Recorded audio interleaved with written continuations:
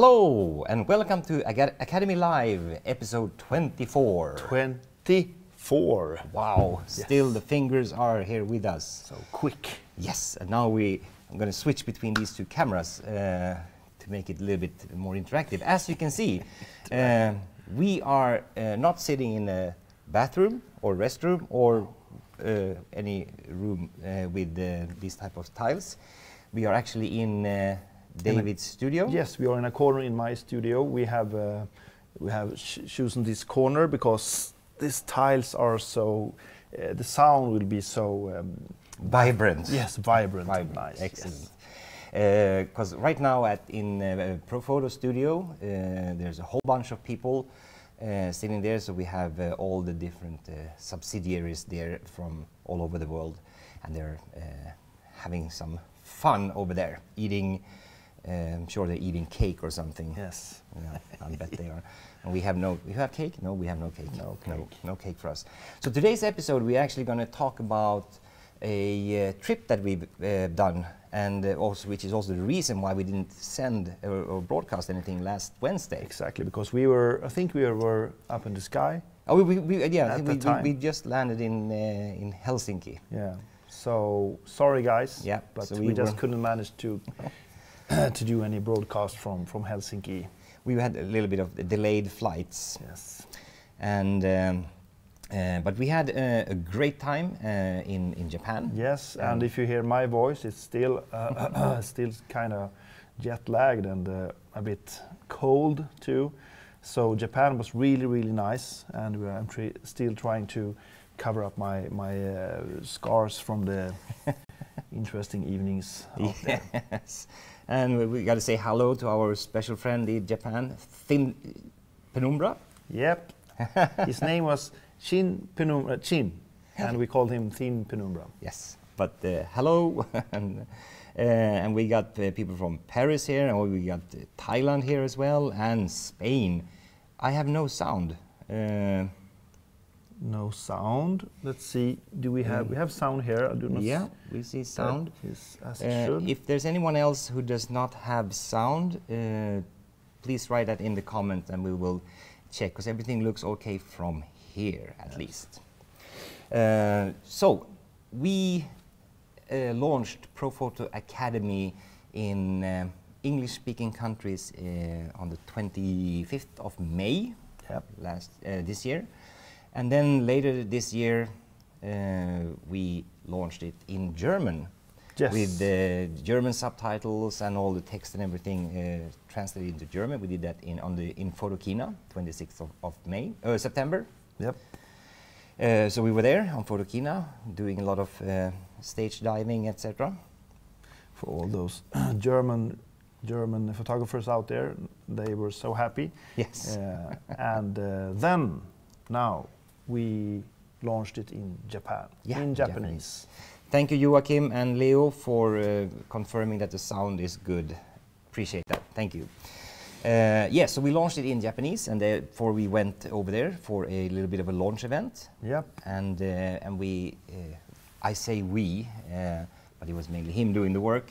Well, Anders were doing a lot of work carrying stuff. Yeah. Exactly.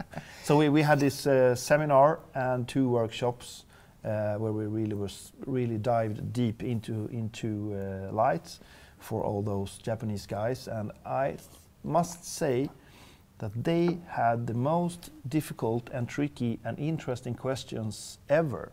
They were so deep into the theory behind light. That was so interesting. Yeah. So please, if you have any questions about light, this is your time, because we love to have tricky questions about light. Ah, okay. Oh, here we go. John confirms that the sound is good, but he had to click on the sound icon in Facebook to turn it on. Maybe that was the problem. Who was it? Issues with here in Spain, Fernando. Oh my, we got New Jersey, Singapore, Mexico. We got most of the world here. And so what we would like to share with you guys is, I mean, we'll share some pictures. Here's one picture from the workshop. The seminar not much to share from there. It was basically a cinema. Yeah, but it was such a cool cinema. It was a cinema Yeah. with THX sound. It was the first time David was in THX. Yes, I was doing those really loud sound effects. Hence my voice now is kind of strange. So the first seminar ever done in THX was made, and that picture you showed was from the workshop, right? Yeah, exactly. Yeah. Did we eat okonomiyaki? I have no idea. Maybe we did. Yeah. We ate so many things that we had no clue what it was. I don't know. If it is kind of common, we probably did, Yeah. but we don't know. But there was a lot of good stuff. Yeah. So yeah, this was from the workshop. So in the big cinema sitting, we had a cinema full of people, and we did the whole light theory thing, and we did some demos there as well. We worked with some excellent models there. Yep. Really good people. I mean, they were Really good. really also very well taken care of over there by the Profoto people. Yes, they really arranged everything for us. We made this wish list of what kind of equipment we needed, what kind of stuff, locations, everything, and they really fixed everything for us. So it was a pleasure to be there. Yeah, but we did, during these workshops, we did take 3 different images. Yeah. And I'd like to share these images with you guys, and also talk through these images, what we actually did. Yeah. Because there were a lot of learnings from these images, I would say. Yeah, at least for me, what it was. Well, we really put together all the theory into practic stuff. All those theory about light that we talk about all the time, Yeah. and really put that into some practical stuff. And it felt that that everybody was like really, you know, get the pieces together. Everything was Yeah. like many aha moments. Yes. So here we have. Yes, we started out with I would say a fairly simple image, lighting setup-wise. Exactly. The first setup we did, which was just actually one light. You can see me there on the left in the image with a thin leg and a big, and to the right we have a man who is more proportional. And then we have the model in the middle, and we have this natural light, beautiful light from the window in the back. So this image was all about how to really use the environment in the best in the best way. How to expose the camera, of course, but mainly how to create the background, and then put the light on the model in this case not ruin the background. How to really make those 2 layers, tie them together. Yeah, exactly. So you have the background and then you have your model. So it was actually a lot of talking going on just about how to do this simple light. Yeah, and also using the background to kind of dictate or motivate the way you were lighting. Exactly. That is actually the red thread, so to speak, through all these images, that the background always dictates the lights on your subject. So that is why the background is so important, to read the directions, to read the lines, to read how the light falls, to make the light look natural on your in your lighting. Yeah, and here you started with basically. I mean, first of all, you had a vision. You knew what you want to create, and then you exposed your camera for the background. Yeah. So the camera was creating the background. Yeah. The camera is creating the background on which you put your light, as your vision are dictating. Yeah. So yeah, exactly. That was where everything started out. And you mentioned a couple of things that were kind of important for you. Is that you wanted to have a certain reflection on the tiled wall. You wanted to have kicker on the talent, and then you also wanted to have a main light coming on from the same side as the window will be in the frame, right? Those Exactly. were 3 important things. And then luckily the window, the sun coming in through the window was actually very strong that day in the morning. So it actually solved the kickers naturally. Yeah.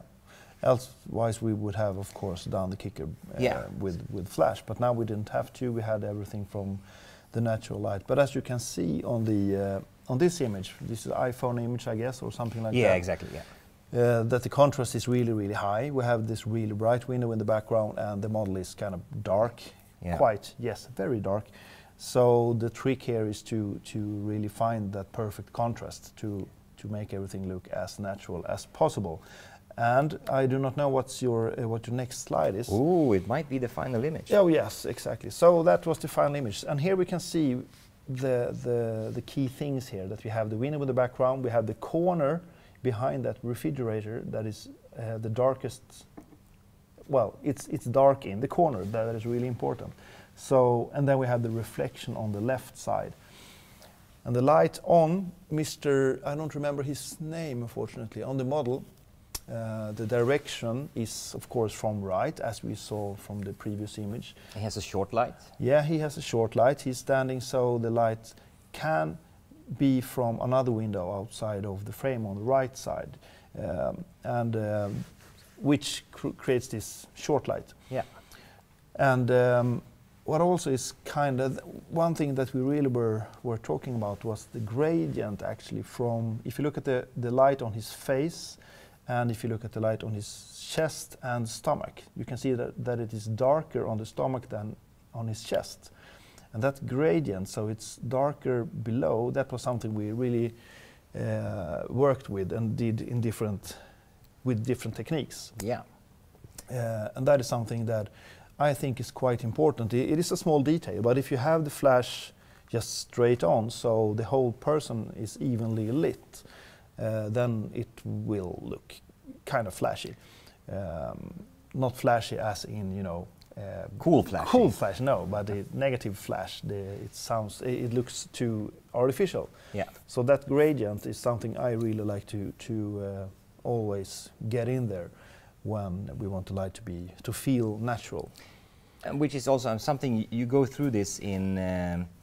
I think it's almost in each and every of the courses in the Academy series that you have, the fundamentals of lighting. Yeah. So it's a part of how you feather and how you think in order to create that gradient, how you're using the different modifiers to.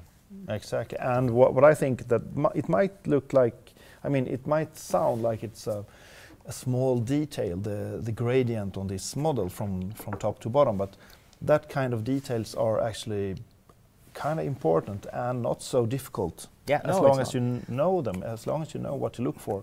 Yeah. It's really easy. So in this case, we did this gradient on him in two ways, I guess, if I remember right.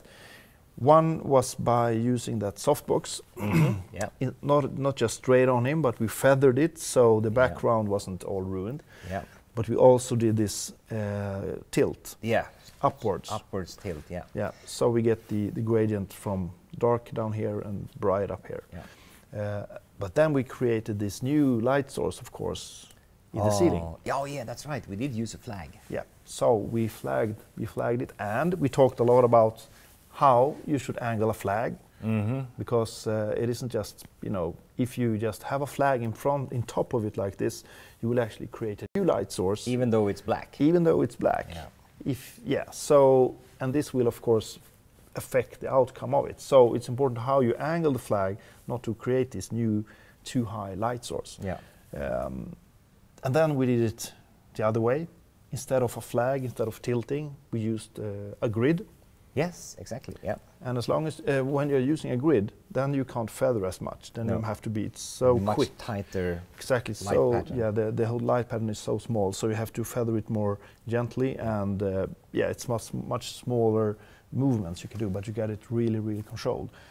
So I guess I think we went on with that for like 1 hour or so, just to show the different techniques. Ooh, actually now, our friend Thin Penumbra actually reminded me, we did use a second light. Yes, we did. Thank you. Thank you. Thank you so much, because of course we did. Yes, because if you go back actually to that one, exactly, as you can see all the shadows on our model, the shadows, in other words, the faces, the surfaces that isn't facing the light source will of course be really dark. So to fill this light, we used a technique that I use really often, and that is not by taking another softbox, for example, and just lighten it up. What we did was we took this bare bulb, and we put that bare bulb. Maybe you can draw. Yeah, maybe I can draw. Let's draw this because it's So this a is really gonna good be tip. A test here now, where we jump over to the creative corner. Yeah, let's see. Do we get a? Yeah, it works. So we had this kitchen table thing. We have this corner. We have this window about here, and the model is standing like this. This is his nose. Let's try to make a better nose. I always wondered how you draw noses. Yeah, I think that. Oh, that's a nice nose. Yes. Yes, and then we have the camera like here and like so. Okay, this is the window. So we had our softbox maybe like this, like that, and flash. Really important that the softbox is black now. Don't forget the Profoto logo on it. Okay, so this was the main setup, simple setup. Softbox really feathered, and the light was hitting him like this, so we get this short light.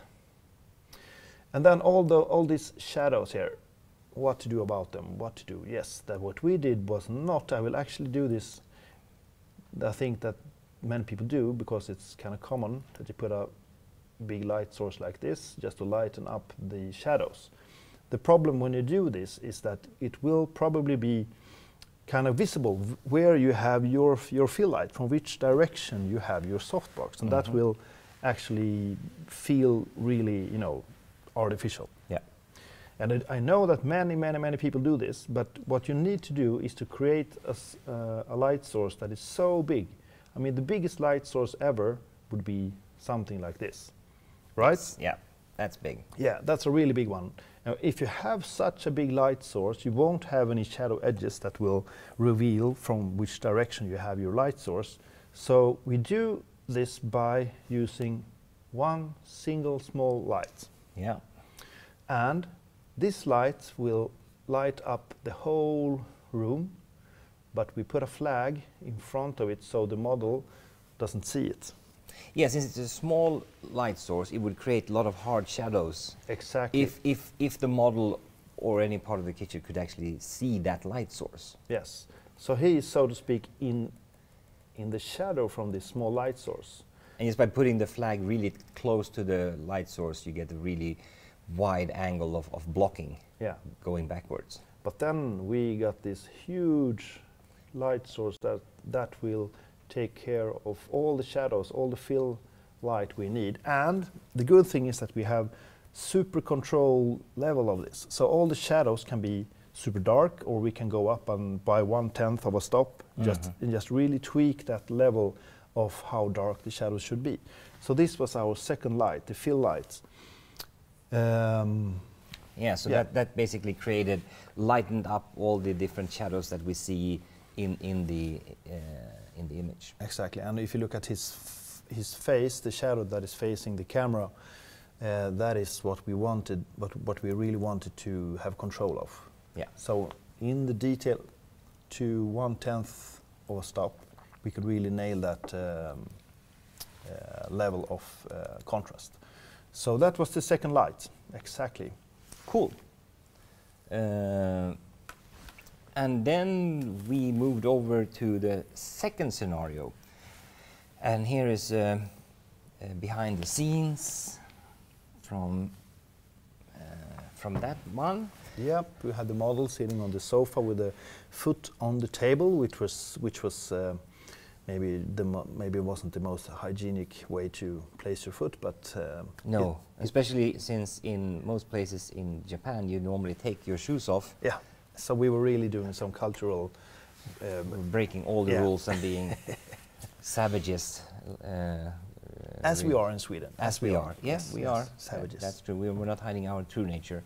But here you had, I would say, a kind of a more advanced vision Yes, of this what was you want to do. exactly. So this was level 2, so to speak. Yeah. The first one was just one flash, sorry, 2 flashes. But now the vision here was more a little bit more advanced, yes. We had more depth in the image. We had this window in the background. That was our background, so to speak. What you see outside of the window is our background, which It's a wall. which in this case is another building. Not so far away, but it is another building. It's a wall outside of the Yeah, window. it was maybe like a meter, or I mean, it was really, really tight. Yeah. Small alley until the next building. So that was our background that was most far away.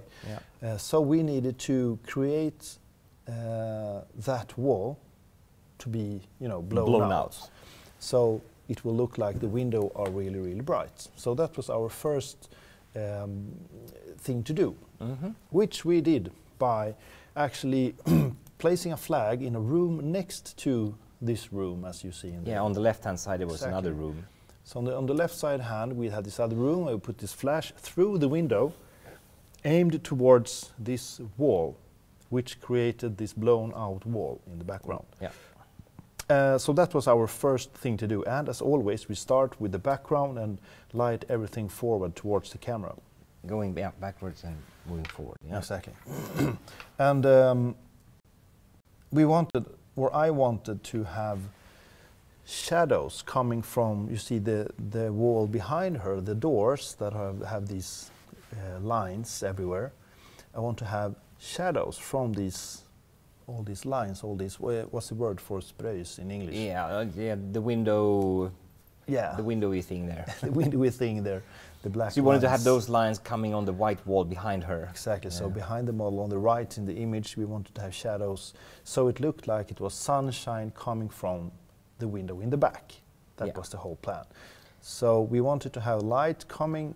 We wanted it to look like it was sunlight coming from the window, hitting the chair and the floor behind in that room, and then continuing to create shadows on the wall behind the model and on the sofa, and we wanted to have light on the chairs in front of the model too. Yeah, and then a little bit of light in front of her left leg. Yeah, but it's like a small triangle of light there. Exactly, because in the final image, I felt that it was a bit too. It was a dead area. Yeah, dead area. Yeah, exactly. And I thought that what if we could have this small patch of light under her foot that would actually enhance the angle from her leg towards her head and so on. Yeah. And then back towards the window, like in a V. So that patch of light on the floor was really good thing to be able to have. And sorry, I just need to do some coughing here. Maybe we should look at the final image, or Yeah, well, we can just comment on the biggest soft grid ever. Yeah, The 4x6 4x6 softbox with a grid. Yes, I had never used the grid on the 4x6. It was really, really cool because the light was so, of course, so soft, so beautiful from the big softbox, but it was really, really controllable with the grid. Yeah. So we didn't have any light in the roof or on the floor. Sorry. And we also had this big foam board beneath the 4x6 to create this shadow on the left of the image, so you don't feel that you really do have a flash just next to on the left of the image. Exactly. So the final image turned out like this. Yes. So here we see the blown out window, of course, and we see the shadows coming from the kind of the indoors door. Yep, and you can also see the chairs, the blue chairs to the left. They have they have a lot of sunshine on it, almost blown out.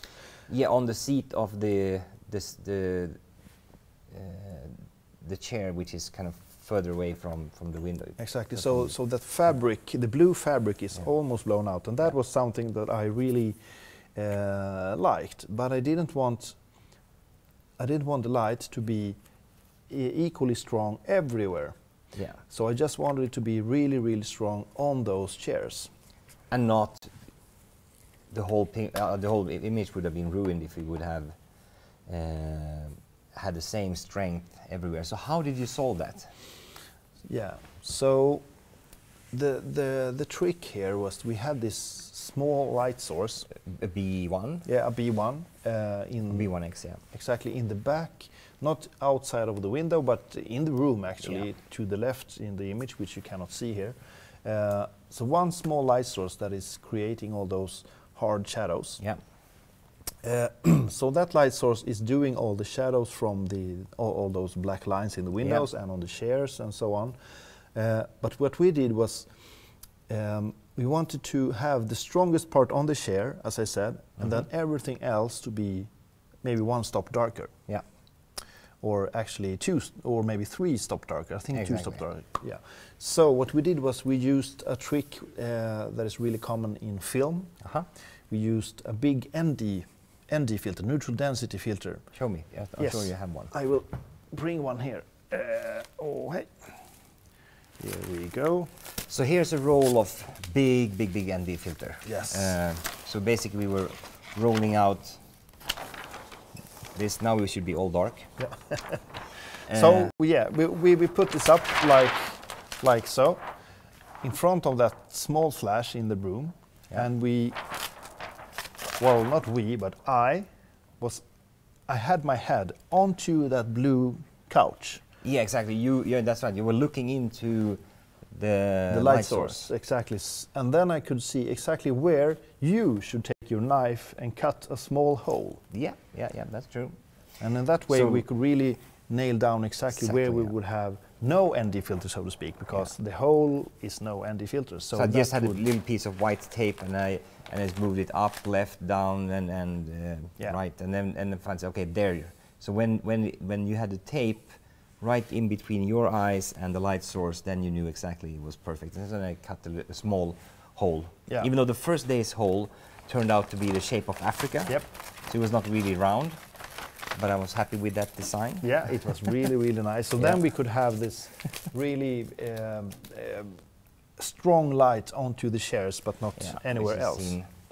And that's creating on the left-hand side of the image, you see the strong light on the seat of the chair, which is furthest away from the camera, and also the little white patch that we see in front of her foot. Yes, and actually under the chair too. And under, yeah, exactly. Yeah, that strong part.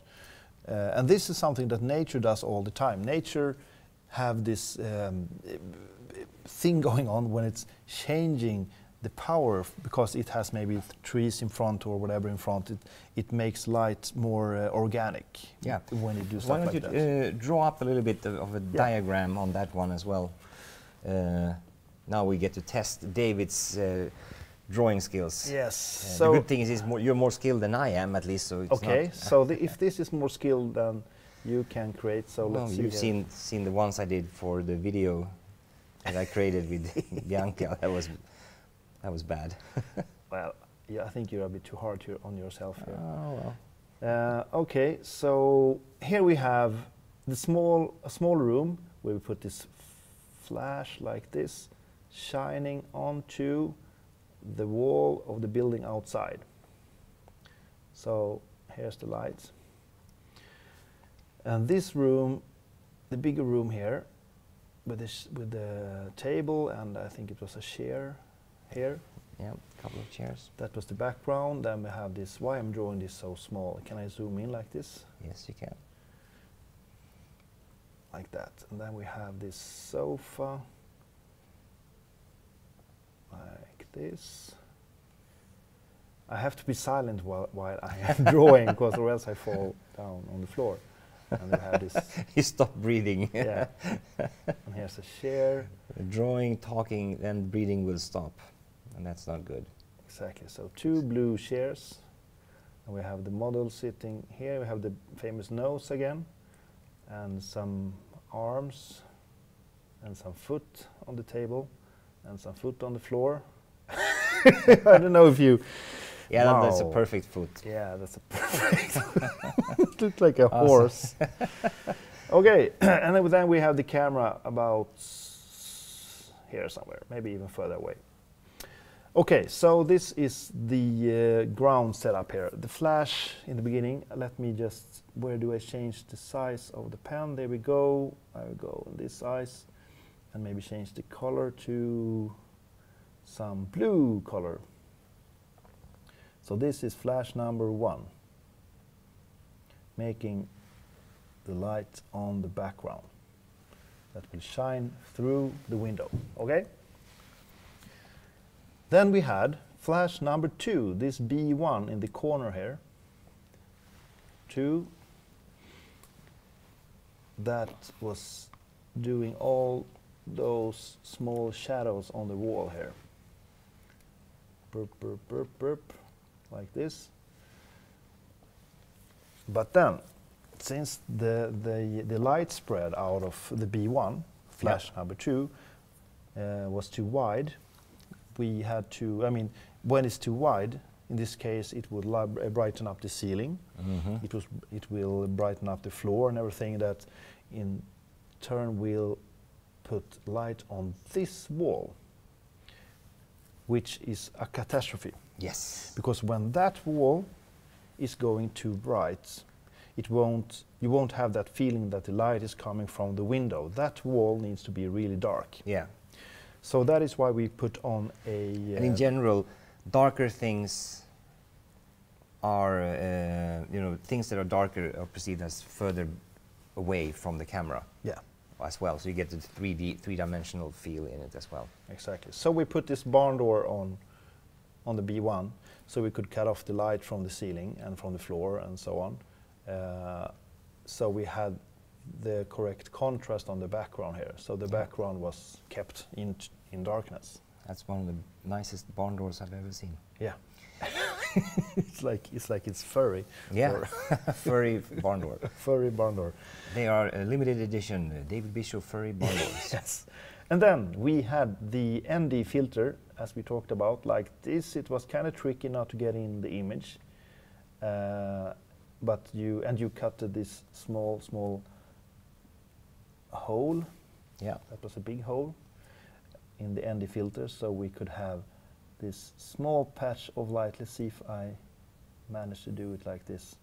So this patch of light here and here on the floor Came through that little hole. Yeah. And that was flash number 2. Exactly. And then you had the big softbox, which was the number 3. Yeah, and I suppose it's something 4 like by this. 6, which is, I think it's one of the biggest softboxes Profoto does at least. And after that you have to go to a lot of diffusion, and then you can make really big.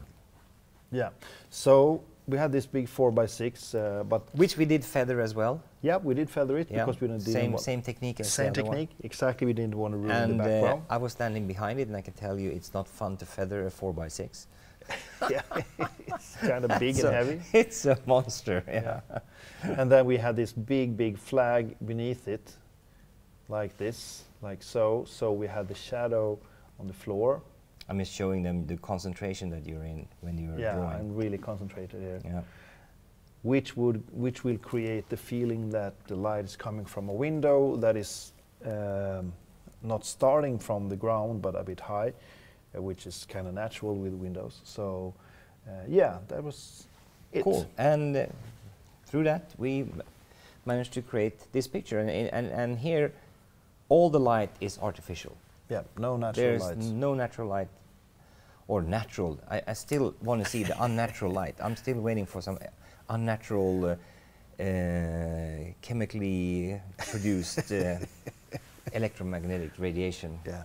But there was all created light, so every little shadow, every little light patch has been thought through. And there is actually one detail that I would like to bring out here that we hadn't discussed. It is a small, in this frame, in the upper right corner, there is a small shadow that we put a lot of effort into, but then I changed my framing, so all that effort was, maybe for nothing, but yeah, it's on the very upper right corner. Yeah, we see a little part of it. Yeah, because the shadows from those black stripes on the window behind her, since we had the B1 in the room kind of close compared to if it actually was the sun, all those shadows would spread out more. Maybe if you put back the computer on the stream here, and I create a new page, same paper as current, so the shadows looked something like this. They were diverging. Exactly, and diverging shadows does not look natural. And this was because we had the flash so close. Yeah, we couldn't move it back because there was a wall. Yeah, it was a wall. Yeah. So what we did was that we put a shadow in the same angle as one of the lines that was, you know, the most obvious one, like this. And we did that one we did with a flag. Yes, this it was a big flag. It was not a big flag. No, it's, yeah, you're right. It was a small flag. A small flag. So, but we had it kind of in the other room, where the conference room behind her. That's where we had the flag. Yeah, and then we could have the angles more parallel. Yeah, which will create this feeling of sunlight instead of the feeling of a flash really close. And that's what we can see kind of behind her, that there were some diverging shadows, but we eliminated those with that flag. Yeah. And now we see a little bit of it, but there was a lot more before that. Yeah, because we had a bigger image Yeah. before that, but we couldn't manage to not getting the flag in the image because it was a bit too tight. But the thing I found was really cool and helping you out creating this picture was that it was truly painting. I mean, it was painting with shadows and light, and it was really fascinating to see how you can build up the image and how much easier it is when you start from the back and work towards the camera, one light, one flag at a time, and solve one problem. Exactly, and as I used to think is that I have always this one idea of the main of the light. I have I want to do one thing. That's where I start off. I have the vision of one thing. Yeah. You can have visions of many things, but in this case we had one vision. That was the bright window in the background. Yeah. And when we created that, then it was like, aha, this actually looks like it's a really sunny day. Let's create some shadows on the wall. Yeah. And then you start to do that, and so on. So beginning from the back and moving towards the camera and solving problems on the way, that is, I mean, it's so much easier to do kind of, you know, more advanced lighting with multiple lights. Yeah. And the last thing you do is light the model. So the poor thing was actually sitting there in the dark most of the time, and then waiting as we were solving all the other things. And then when we finally put the big light on, the big softbox, and put light on her, then we took a couple of images, and then we're done. Yeah, exactly. But that's the day of a model. Yes, and actually what I think that is kind of interesting when you do like this, when you light a whole environment, when you create an environment like this, you can actually move around the camera. You can change your angles. You can do a lot of stuff. You can change the model, of course, or just change the position of the model. But you can, most of all, take different positions with your camera because you have created an environment for her to be in. Yeah, that's true. That's true. And you can really move around and not impacting. Exactly. As long as she doesn't move and the lights doesn't move. Yeah. And you can move around as much as you want. And then we had some earthquakes too, so yeah, that's true. Everything moved. Everything moved, but that was another story. Yeah, great image, David. I really like this one, and fascinating to see how it looks complicated, but it is actually fairly easy if you take a calmer pace and like you mentioned, have one idea, one thing you want to do, and then start from background and take one thing at a time, and you add one flash and see, okay, what do I like? What do I like with what I see? And then, okay, I like that patch over there, but I don't like the rest. How can I eliminate that? And then, or like, I like the wind, I like the shadows, but the wall in the back is too bright. How do we solve that? Yeah. We make the light pattern much smaller and so on. So trying to find what you like and eliminating the rest. Yeah, and it all comes back to kind of basic light knowledge, where understanding distance, understanding direction where the light is coming from, and so forth, and the shape of the light sources. Yes. So we got this question Yeah. from Theodore, a lot of text. So let's see what it says. Yes, I thought about lighting technique a few months ago, but don't know really if it works or is already known. So the idea is that you light your image with 1 or 2 big light sources, but underexposed by 2/3 of a stop, and then 2-3 small light sources give you highlights there where you want them, to the face of the model, etc. What do you think of this technique? This is interesting technique because there's actually 2 schools out there. This is one way. What Theodore actually is saying is that should you begin with the shadows and then put highlights on, or do you start with the highlights and fill the shadows? Yeah. There's 2 ways to do it. And especially in film, you used to do it the way you are saying, to start with the underexposed part and then put the highlights on afterwards. It works just fine. I actually used to do it the opposite way. I start with my main IDs, like if I want to have a light piece of bright light here, or kickers or whatever, and then I fill it. I fill in the end. But nothing is more wrong than the other one, but I think my way is the best to to start with the highlights, so to speak, at first, and then fill afterwards. Because that was also, if you think about the first image in the kitchen, the fill light was the last thing you put in. Yeah, exactly. Because I want often the highlights are the ID, are the thing that really creates your image, the direction.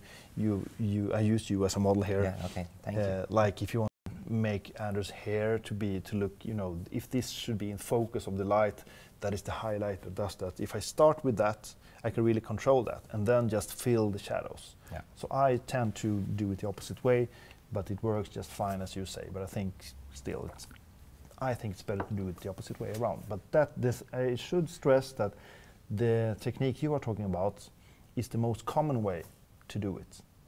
That is the old-fashioned way to do it. Start with the shadows and then put on the highlights. Yeah. Cool. So then 2 ways to do it, and as long as you get good results, continue doing whatever way you want. That's good. And then the last image that we did in Tokyo, it looked a little bit like this when we were kind of, I don't know if we were halfway through or so. Yeah. So this was a tabletop shot. You see the camera from above, straight down towards the food on the table. And I think we used some lights, but we used more stands than lights, I would say. So we didn't use that many, but we started here, since we had the camera from top, you start with the background. The background is then the table itself, and you set kind of the main light, and you did that with the flash that we can see on the far left with the barn door. Exactly, that was a B1, I think. B1 shooting on a big sheet of diffusion material, just to create this big window sky-ish, really soft lights. Yeah.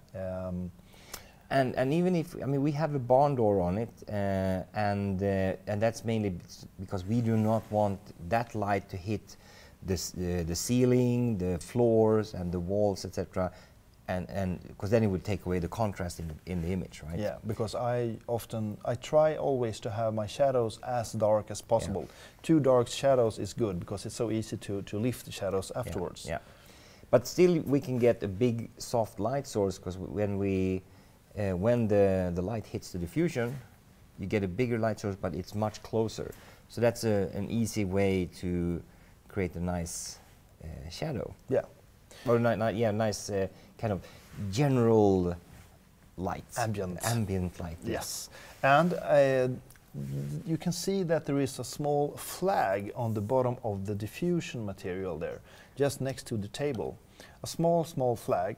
It's sticking up yes, on it's the sticking right up. in front of the diffusion. There's a black flag sticking up. Yep. Exactly. And that flag actually, it does the same thing as on the last image with the girl on the sofa, Yep.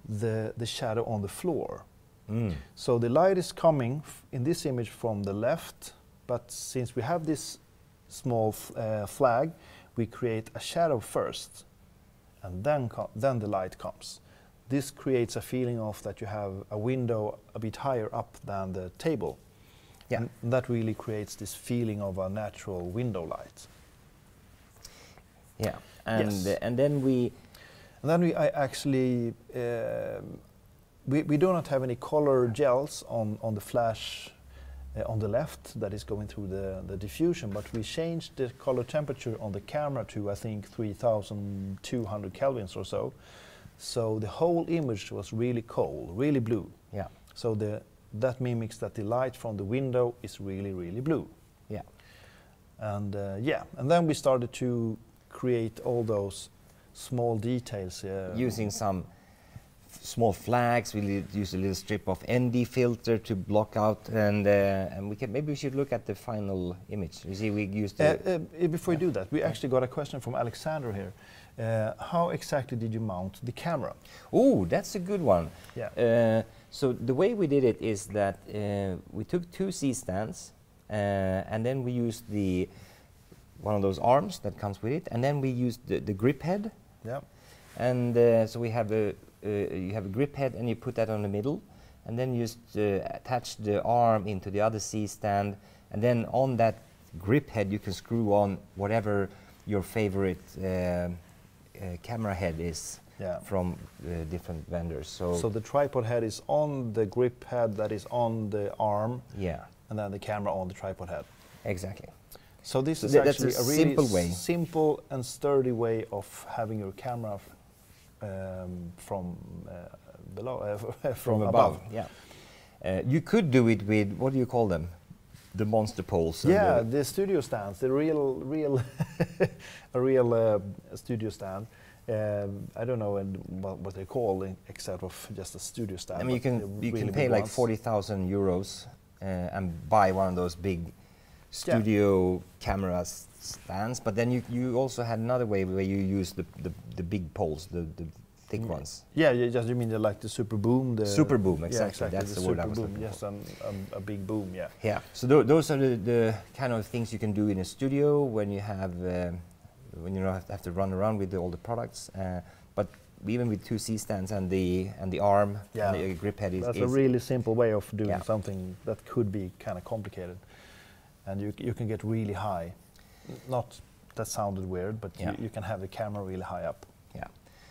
Did not see any B10s. No, we are shipping all the B10s to happy customers. So we are stuck with A1s and B1s. And then hopefully soon it's our turn to get our B10s. Yes. So, one day. What's your favorite brand of C-stands?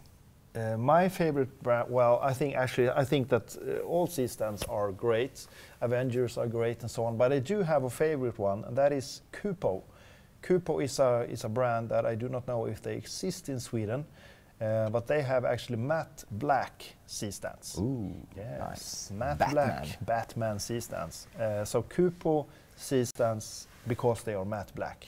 Yeah. Thoughts about softboxes with lip around versus a flat front? Yes. Okay, when you have this, I love to have a lip around. Because that makes it easier for you to feather and control the light. Exactly, because the shadow edge is sharper, is more narrow, so it's more easy to feather it when you do like this. If you do not have this lip, then the shadow edge will be front. The recessed front. Many words. Yeah. If you don't have it, your shadow edge, so to speak, is just the edge of the light pattern. Yeah. And that is so soft, so it's really hard to have that precision on your feathering. Yeah. So I would like to have really recessed front or a really big lip. Or Yeah. yeah. And then also, any thoughts around scalloped beauty dishes like molas versus smooth curved? I do have a lot of them, but I cannot take because I am actually planning to do something, maybe here Academy Live, I don't know, to talk about that, because there is a lot of people thinking a lot of things about those scalloped beauty dishes. Yeah. So let's save that for an yeah, episode. we'll save that and do a beauty dish mola episode. Yeah, because That's there is interesting things that is going on. Yeah. Or And yeah, exactly. The big stands. Fuba is one of the brands that I think you have a Fuba in here. I do. Yeah. So, yeah, waiting for my. You see, Petter is waiting for his B10 to arrive. Well, we're not hogging it, so it's not with us at least. So it's on its way. Curious about black. Did you choose that to avoid reflections? Oh, on the stands.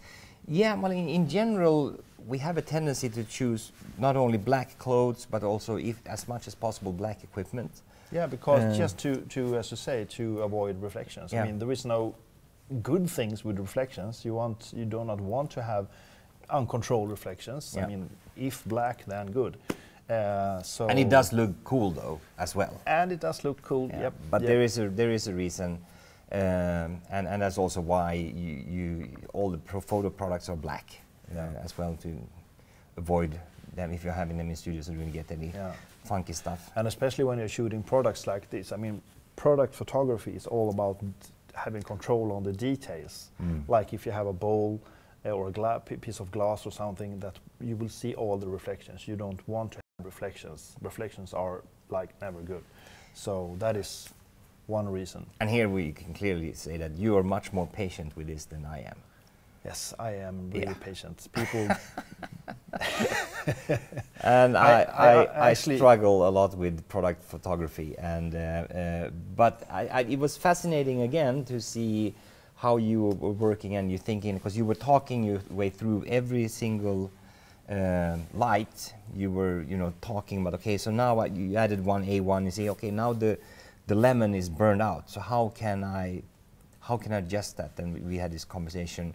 And you were looking at, okay, so no more drawing here. No, I killed it. Yeah, killed the computer. Yeah, killed it. So then we took a small strip of ND filter. Again, we just cut a little piece, and then we could put it on a C stand with the arm and really with precision place it like millimeter by millimeter. Yeah, to make that lemon go just a tad darker, so it doesn't blow out. And when I shoot those product images for Profoto. Yeah.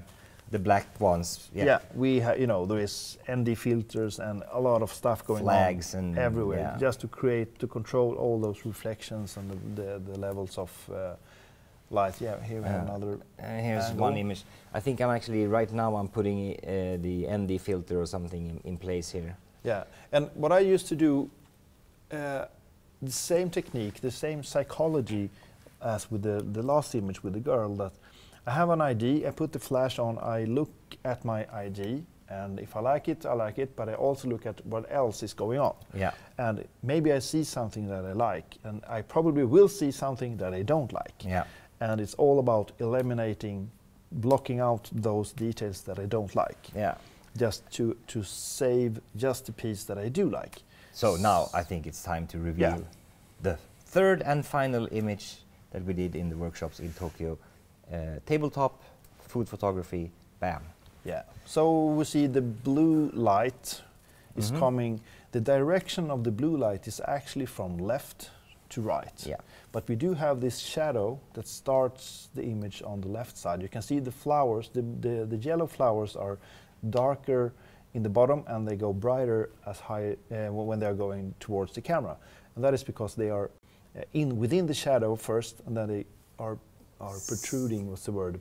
Yeah, they're sticking up. Sticking up into the light. Yeah. Which actually is one of the things I talk a lot about in the Academy course, sticking into light. Yeah. Let stuff stick into light. Yeah. So we have this blue light from the left, big blue light from the diffusion, and you can also see the blue reflections from above. You can see it on the in the coffee on the upper part. Yeah, the coffee, exactly. And on the omelette. Exactly. So that is a. Or maybe that's the the dish that you asked if we tried it. But I think that was just a plain omelette. It was not that Yeah. dish. Okay, anyway, yeah. Yeah. So the blue thing that you see in the coffee and on the material under the omelette is a white foam board that reflects lights from that blue light on the left. Mm. So it's just a simple reflection from this foam board. And then we have from the right a much warmer light is coming. Yeah. And it's actually three different light sources. Yeah. We have one that is on the It's on a pro head yeah, and then two A1s, right? yes, one pro head and two A1s exactly. So the pro head is doing the light on the fish there with the lemon. Yeah. And it's like a stripe of light going from the right up to the left. And then we have one A1 that is shining light on the chopsticks, or maybe, well, that is The kind of chopstick holder. yeah, the chopstick holder, exactly. Yeah. And the chopsticks are actually going from darkness and sticking into light as well. Yeah. So it's a really, really small distance there, but with the A1 and with some gaffer tape and some foam board, we block out everything else. So the light is only hitting the upper part of the chopsticks and the holder of the chopsticks and the curled part of the fabric on the left corner. Yes. And all those green leaves that is also sticking up into light. That is from the A1. Yeah. So we have this wide light from the left and a small light source from the right. Yeah. And it's really important when you use a lot of small light sources, as in this case, 3. They're all gridded. Yeah, all gridded, and that the shadows, that you don't get multiple shadows. Mm. So the light pattern from each light source must be really tight, and they can't mix. Yeah. You can't let them overlap, because then you will have multiple shadows. Yeah. And the second A1, the third light is on the upper part of the omelette, and you can see you can see the small lights or the small shadow on the rim, on the edge of the bowl from the omelette. That is from the A1, the last A1. That is only hitting the omelette, the upper part of the omelette, and the edge of the bowl. Nice. So yeah. Well executed. We got a couple of questions here. Do you ever use a narrow beam reflector? I actually don't, which is not because I don't like it, because I think it's a great tool. I mean, it collects all the light, boom, and makes it go forward, so you get a really, really strong light. It's a great tool, and I wish I did more, because the shadow edges from it are really, really even in all directions. So I should say that I love it, but I just haven't. I don't think I have it actually. I know that I had, but I think it's stolen or something like that. Now it's starting to freeze. Jump. Yeah. We're freezing. So I think we. I like the narrow beam, but I haven't used it. Yeah. I will someday. And then the question about doing a shoot with one of the Profoto campaign images, absolutely. Yeah. Yeah. We will do that. Mark thinks tamagoyaki, yeah, I think so. He's all about the food. So clearly that's the omelette up there, tamagoyaki. Alexander, about the question about your narrow beam reflector, you said that you just had an argument with your colleagues. Please put it down in the comments so I can read and maybe learn something or have some inspiration. Yeah. It would be fun to chat with someone who really uses it, because it's a great tool.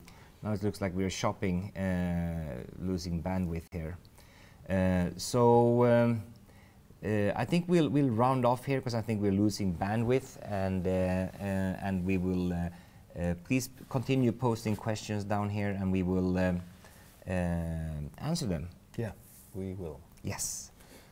So I think with that we will say thank you and ta-da, and see you next Wednesday, right? Yep. We still have at least one. No, wait a minute. Next Wednesday is cancelled. Mm-hmm.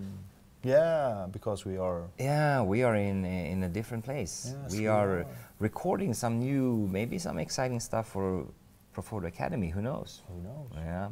Somewhere, not here. Yeah.